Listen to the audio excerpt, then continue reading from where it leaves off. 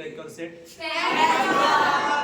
मैं रहीम जी, मेरे YouTube channel रहीम अख्तर 99 में आप लोगों की स्वागत है। आज हम क्लास 8 में क्या करने वाले हैं, वो गुणनखंड करने वाले हैं, वो भी 3 पद वाले व्यंजकों का गुणनखंड।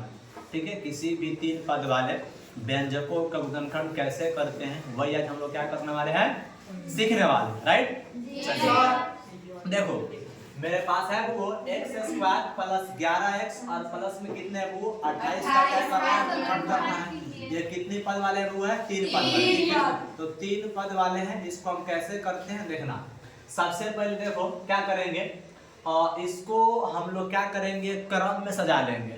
क्रम समझता है ना, एक विस्तार होता है। जैसे मैं देखो यहाँ पर पावर देखो, इसका पावर कितना वो 2 है, इसका पावर कितना होगा 1 है, और इसका पावर क्या है वो 0 है, 0 है। राइट, चलो तो सबसे पहले हम सजाने के लिए क्या करते हैं, जिसका पावर ज्यादा होता है, जिसका पावर ज्यादा होता है उसको पहले रखते हैं, उससे जो कम होता है उसको पहले, उससे कम जो उससे पहले करते हैं। चलो तो सबसे पहले देखो क्या ये जो भी दिया गया है ये क्रम में है ना, क्रम में देखो पहले पावर 2 है, फिर 1 है, फिर 0, क्रम में है ना ये। तो ये तो ऑलरेडी क्या वो क्रम में दे दिया है। लेकिन अगर मान लीजिए अगर क्वेश्चन में क्या हो, पहले आपका 11x दे दिया हो, फिर क्या लिखा वो x² लिखा हो, और फिर क्या लिखा हो 28 लिखा हो, तो सबसे पहले आप क्या करेंगे, उसको एक क्रम में लिखें। कौन सा क्रम, जिसको बोलते हैं घटते क्रम। कौन सा क्रम होगा वो, घटते क्रम। यानी किसी भी व्यंजक अगर आपको दे दिया जाए और वह क्रम में ना तो बढ़ते क्रम में ना तो घटते क्रम में है, तो सबसे पहले क्या करेंगे, उन दोनों को हम क्या करेंगे, पहले क्रम में सजा लेंगे। जैसे मैं यहाँ पे x² प्लस 11x प्लस कितना वो 28 एक क्रम है। उसके बाद देखो हम क्या करते हैं, सबसे पहला स्टेप देखना। पहला स्टेप क्या करेंगे, इसमें देखो स्क्वायर वाला पद कौन है ना, तो स्क्वायर वाले पद को उठाते हैं और उसको हम लोग गुना करते हैं वो अचर में। कहाँ गुना करेंगे, अचर में। तो यहाँ पर स्क्वायर वाला पद कौन है वो x² और इसमें अचर कौन है 28 है। तो पहले हम क्या करेंगे, पहला स्टेप में x² को उठाएंगे और गुना किससे करेंगे वो 28 से। ये सब काम किस कहाँ करना, वो मन में करना है। अगर मन में नहीं हो पाता तो क्या करना, अलग एक साइड में कॉपी जो होता है ना, उसके साइड में क्या करना, आपको सारा काम करना है। चलो तो x² को उठाते हैं, गुना किस में करेंगे आप 28 में गुना करेंगे, तो आपके पास क्या आने वाला है वो 28x²। पहला स्टेप क्या, ये पहला स्टेप। और गुना करने के बाद जो आपके पास जो प्रोडक्ट आएगा उसको हम लोग फिर क्या करेंगे, वो तोड़ेंगे। क्या करेंगे, तोड़ेंगे। ऐसे आपके पास दोनों में गुना किया तो कितना आ गया है 28x² आया है। अब इनको हम लोग क्या करेंगे, वो तोड़ेंगे। तोड़ने आता है ना, चलो सबसे पहले कितना लगाते हैं वो 2, कितना आएगा यहाँ पे 14x², फिर कितना से लग जाएगा 2, यहाँ पे कितना आएगा 7x²। अब बताओ 3 से लगेगा नहीं, 4 5 6, किससे लगाएंगे यहाँ पे 7, तो 7 से लगाएंगे तो क्या बचेगा वो x²। यहाँ x से लग जाएगा ना, क्या बचेगा x, फिर x से लगेगा क्या बचा यहाँ पे 1।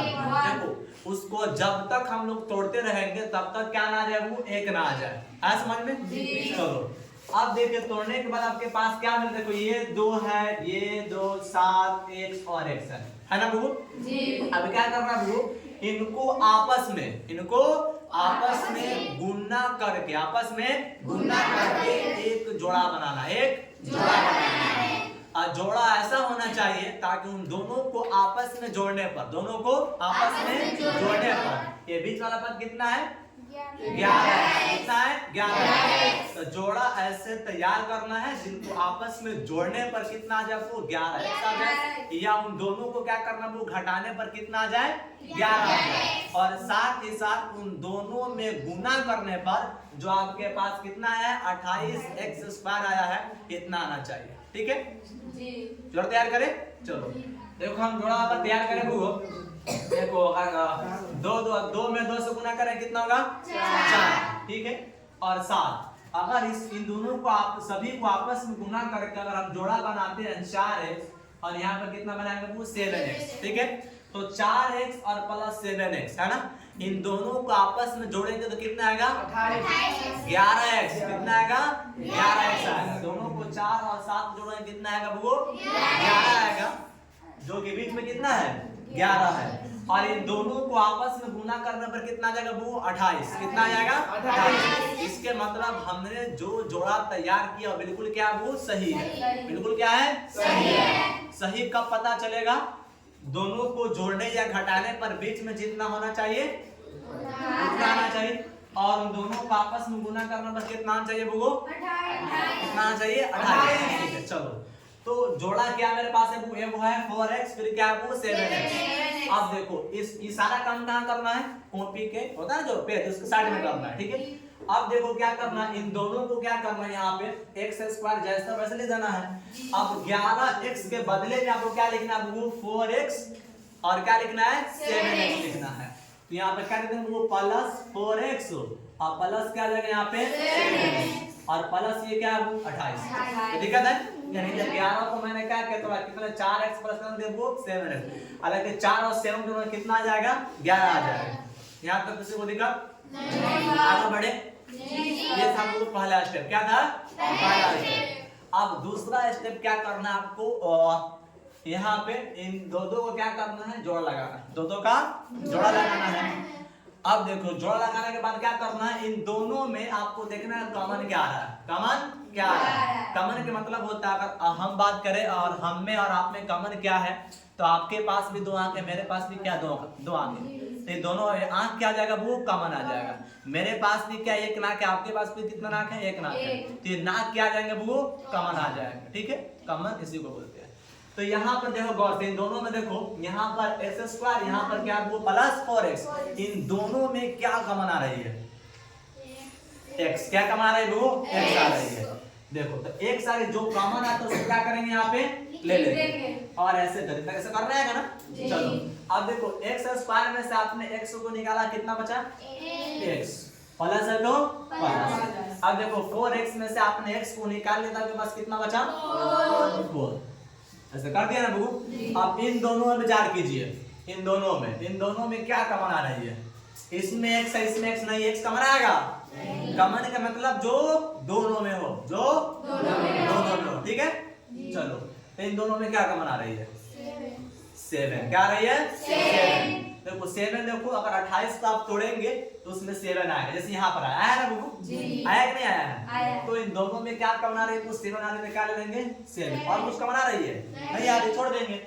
अब ऐसे घेर दो। चलो यहाँ 7x में 7 को निकाला, कितना बचा यहाँ पर वो प्लस है तो प्लस। अब इस 7 से क्या कीजिए 28 से भागा दीजिए, 28 से भागा दीजिए, कितना करेगा 4, 7 चुके 28। चलो हो गया ना। अब देखो यहाँ तक आपको समझ में आ गया। अब देखो कैसे समझेंगे कि जो हमने ये तैयार किया है ये सही है, पता है कैसे? देखो दोनों को देखो, ये इसको और इसको देखो, दोनों को देख लिया ना। दोनों के अंदर जो अंक है इसका समान है, यहाँ पर भी क्या x प्लस 4, यहाँ पर भी क्या x प्लस 4।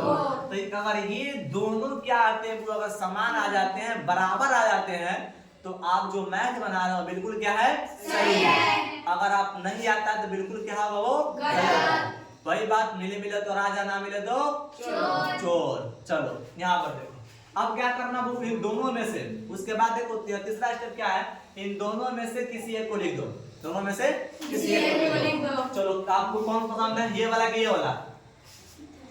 ये वाला, चलिए ये वाला। ध्यान रखिए वो x प्लस क्या हो जाएगा वो 4। चलिए और देखो उसके बाद क्या करना है, एगो इसको लिख देना है और इसको लिख देना है प्लस 7। यही आपका क्या है वो गुणनखंड। क्या आ गया गुणनखंड। कितना कितना का x² प्लस 11x प्लस 28 गुणनखंड क्या होगा x प्लस 4 इनटू में क्या होगा वो x प्लस 7। यही आपका क्या है आंसर है। समझ में आया? आसान था ना? पहला स्टेप क्या करना है, x² वाले पद को उठाना है, अचर में गुना करना है। गुना करने के बाद जो आपके पास प्रोडक्ट आएगा उसको क्या करना है वो तोड़ना है। तोड़ने के बाद क्या करना है वो उनका एक जोड़ा तैयार करना है। और जोड़ा ऐसा तैयार करना है ताकि उन दोनों को आपस में जोड़ने पर या घटाने पर बीच वाला पद जितना है उतना आना चाहिए, और साथ ही साथ वो उन दोनों को आपस में गुना करने पर क्या आना चाहिए वो तो ये कितना है 28 एक्स स्क्वायर इतना आना चाहिए। उसके बाद आपका दूसरा स्टेप क्या है वो, दोनों में क्या करना है, कॉमन को छांटना है। कॉमन करने के बाद क्या वो तीसरा स्टेप क्या है, ये मिल जाएगा ना, तो दोनों में से किसी एक को लिख देना है और इसको एक साथ करके लिख देना है। आगे समझ में? जी। आसान था ना? चलिए।